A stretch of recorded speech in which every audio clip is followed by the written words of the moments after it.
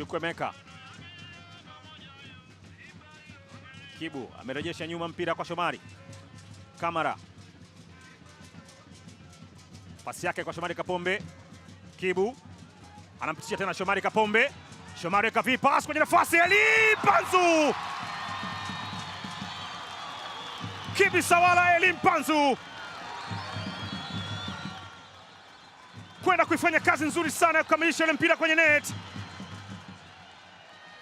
Unakumbuka hicho ambacho amekifanya Elie Mpanzu? Waliotazama AFCON, shabiki maarufu kwelikweli ya Jamhuri ya Kidemokrasia ya Kongo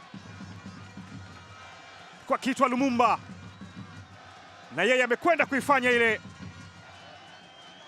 Wanachinja mashabiki wa Simba dakika ya 20, wanakula mua.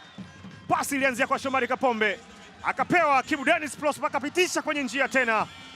Pasi ya viwango ile, wote wamekwenda mbele, mpira ukaenda kumfuata Elie Mpanzu Kibisawala. Catalyst kwenye eneo hatari, anakwenda kuandika bao la kuongoza kwa Simba.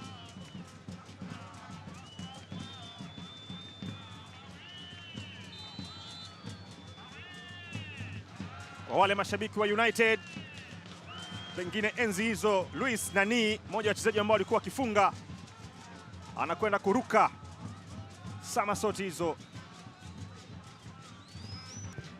Inazungushwa cross na Omari Manga. Kasim anajaribu mpira mbona kwenda kuja kwenye net. Bao kali kabisa. Wanasema hata miwa inaweza ikaua.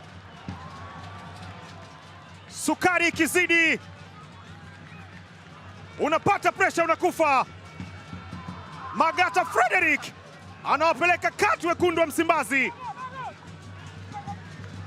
Bunduki ile, angefanya nini Hussein Abel kwenye eneo kama lile? Tazama mpira wa Wilson Nangu aliokoa, lakini kasetiwa pale pale na Kasim Shaibu. Magata Frederick kwa mguu wa kushoto amepeleka kubaya. Atupele kubaya huko kwa Hussein Abel.